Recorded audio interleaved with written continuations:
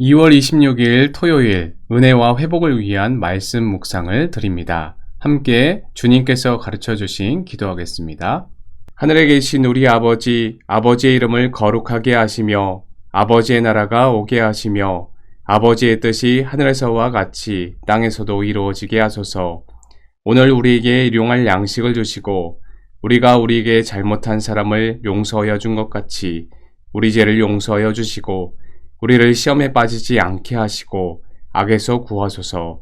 나라와 권능과 영광이 영원히 아버지의 것입니다. 아멘. 찬송가 191장 내가 매일 기쁘게, 찬송가 191장 찬송하시겠습니다.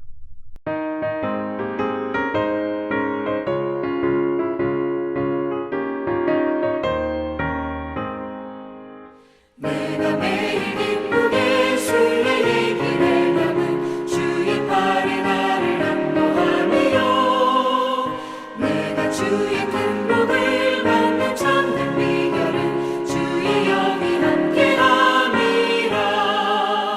성령이 계시네 할렐루야 함께하시네.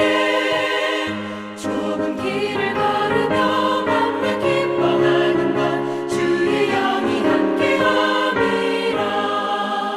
저는 죄에 빠져서 평안함이 없을 때 예수 십자가의 공로 힘입어 그 발 아래 엎드려 참된 평화 얻음은 주의 영이 함께함이라. 성령이 계시네 할렐루야 함께하시네. 좁은 길을 걸으며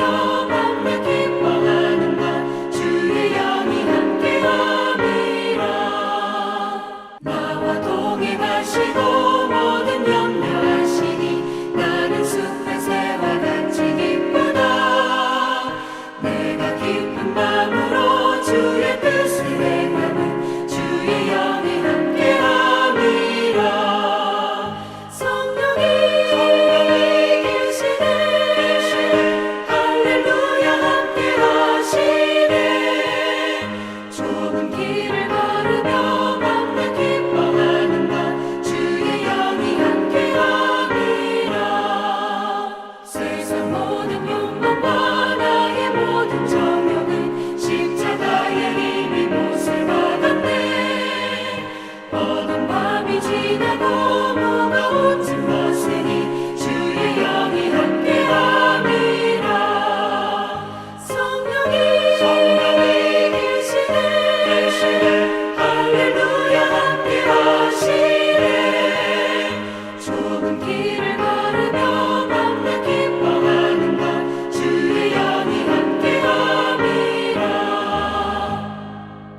오늘 우리에게 주신 하나님 말씀은 누가복음 10장 21절로 24절의 말씀입니다.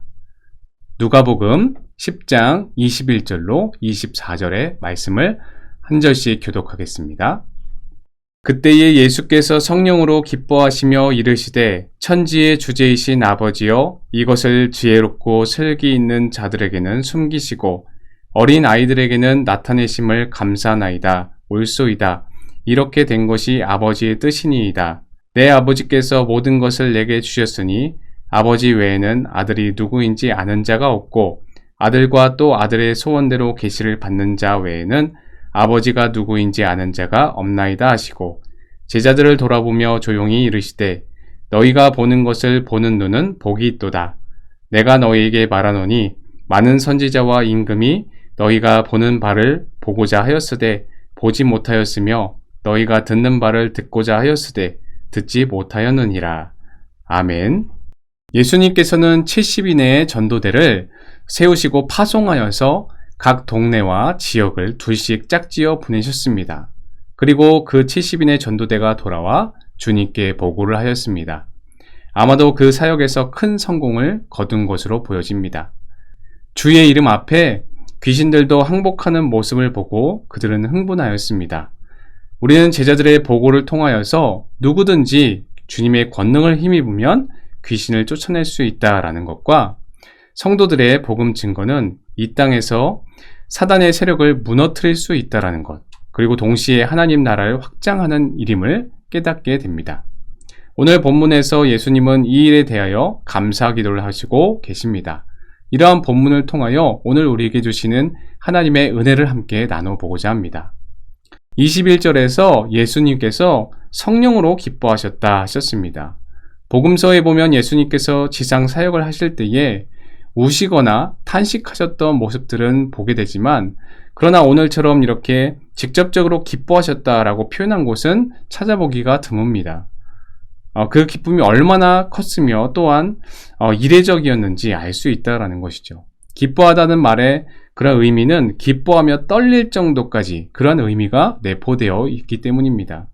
그렇다면 예수님께서 왜 그토록 크게 온몸이 떨릴 정도로 기뻐하셨는가? 바로 70인의 전도대가 한 사역을 통하여서 하나님의 뜻이 성취되었다라는 것을 우리가 알 수 있습니다. 예수님은 순수하고 어린아이 같은 그 소수의 무리들에게 그 뜻을 보이셨고, 제자들의 사역을 통하여 귀신이 물러가고 천국이 확장되는 등 하나님의 뜻이 이루어지는 것을 보시고 크게 기뻐하셨습니다. 우리는 이 말씀을 통해 중요한 진리를 깨닫습니다. 그것은 하나님은 당신과의 비밀을 겸손한 자에게 보이신다라는 사실입니다. 21절을 보면 지혜롭고 슬기 있는 자들에게는 숨기시고, 즉 교만한 자들에게는 숨기시고, 반면에 어린아이들과 같이 순수하고 겸손한 자에게 나타내신다는 것입니다. 유대 지도자들은 메시아가 오면 율법에 정통하고 높은 지위에 있는 그런 자신들이, 또 제사장들이나 율법학자, 바리새인들과 같은 그런 사람들에게 가장 먼저 찾아오실 것이라 생각을 하였습니다. 하지만 사실은 정반대였죠. 메시아 예수는 이 땅에 오시자 목재와 같이 비천한 자들에게 먼저 자신을 나타내 보이셨고, 당시 천대받고 멸시받던 이들과 가까이 하시면서 복음을 선포하셨습니다. 반면 유대 종교 지도자들을 향하여서는 엄한 질책과 훈계를 하셨습니다. 하나님은 교만한 자를 멀리 하시고 겸손한 자를 가까이 하십니다. 예수님의 산상보훈에서도 심령이 가난한 자는 복이 있다, 이렇게 말씀하셨지 않습니까? 진정 하나님을 뵙고 그분의 사랑을 받기를 원하십니까? 그렇다면 자신 안의 모든 교만을 내려놓고 어린아이와 같은 그런 순수한 믿음으로, 그러한 마음으로 하나님께 나아가야 할 것입니다. 또 하나님의 뜻을 이루어 드림으로 그분을 기쁘게 해드리기를 원하십니까? 그렇다면 겸손한 모습으로 먼저 그분 앞에 엎드려야 할 것입니다. 하나님은 스스로 지혜 있다 자처하는 교만한 자를 물리치시고 어린아이와 같이 겸손한 자에게 자신을 나타내 보이시며 그들을 통해 하나님의 선하신 뜻을 이루어 가시는 분이십니다. 그런가 하면 가장 복된 사람은 그리스도를 보는 사람입니다. 23절에 주님께서 제자들을 향해 너희가 보는 것을 보는 눈은 복이 있다, 이렇게 말씀을 하셨습니다. 그리고 24절에 많은 선지자와 임금은 보지 못하였고 듣지 못하였다 하였는데, 많은 선지자와 임금은 구약의 선지자들이나 그리스도를 예표했던 그런 인물들을 말합니다. 예컨대 이사야나 다윗 같은 사람을 가리키는 것이죠. 주님은 그토록 위대했던 이사야 선지자나 다윗 왕보다도 우리가 더 복되다고 말씀하고 있습니다. 메시아에 대해 많은 예언을 하였던 이사야 선지자였지만 그리스도를 눈으로 보고 또 귀로 듣는 축복을 맛보지 못했습니다. 다윗은 어떠합니까? 성경에서 가장 위대한 왕으로 하나님 마음에 합한 자였습니다. 장차 자기의 혈통을 따라 나실 메시아를 간절히 사모한 사람이었지만 주님을 직접 뵙지는 못하였습니다. 아브라함과 같은 믿음의 조상조차 멀리 뵈는 하나님 나라를 소망했을 뿐이지 뵙지는 못하였습니다. 모세 역시 그러했다라는 것이죠. 신약의 제자들은 그리스도를 눈으로 보고 귀로 듣고 손으로 만져보는 축복을 누렸습니다. 오늘 우리는 어떠합니까? 여러분은 진정 그리스도를 눈으로 보고 귀로 들으며 손으로 만져보는 축복을 누리고 계십니까? 하나님과의 영적인 교제를 하고 계시다면 하나님께 감사하시길 바랍니다. 그러나 아직은 이러한 축복을 누리지 못하는 분이 계시다면 사모하시길 바랍니다. 주님께서는 이미 우리에게 누릴 만한 구원을 베풀어 주셨습니다. 군대 시절 어느 정도 계급이 찼고 후임도 제법 들어와서 이전보다 여유가 생겼습니다. 이등병 한 명이 눈에 걸리기 시작합니다. 저 친구를 전도해야겠다. 이런 마음이 들었습니다. 그래서 둘이 초소에 근무에 나갈 때마다 예수님을 믿으라 전도를 했습니다. 문제는 그 친구가 워낙 논리적이어서 먹히지가 않더라는 겁니다. 예수 믿으면 뭐가 좋냐?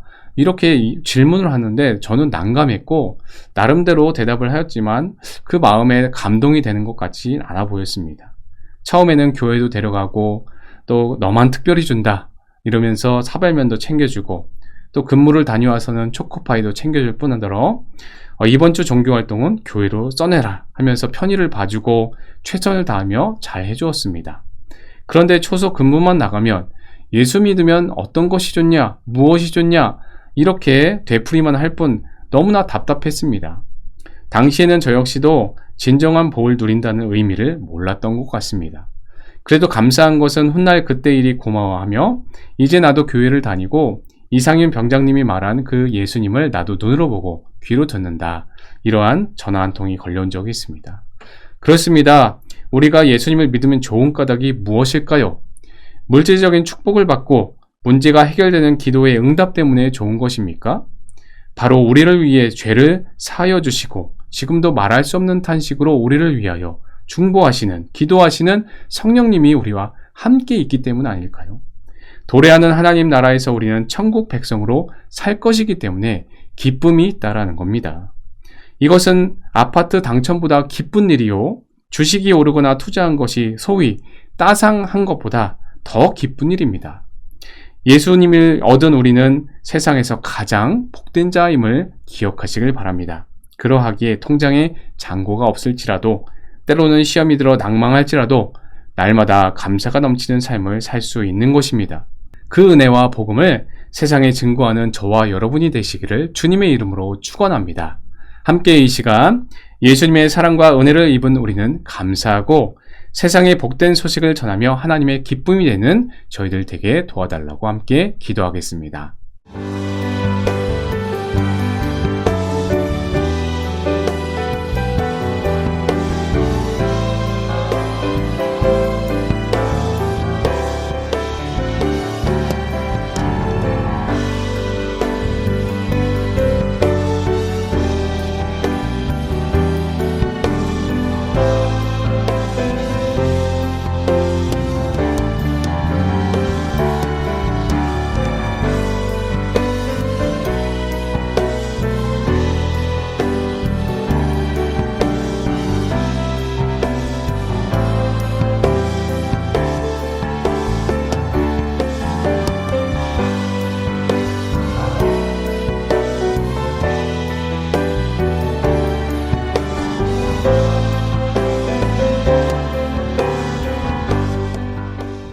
사랑 많으신 하나님 아버지, 우리에게 말로 형언할 수 없는 그 은혜를 베풀어 주시고 우리를 하나님의 복된 자로 세워주심에 감사합니다.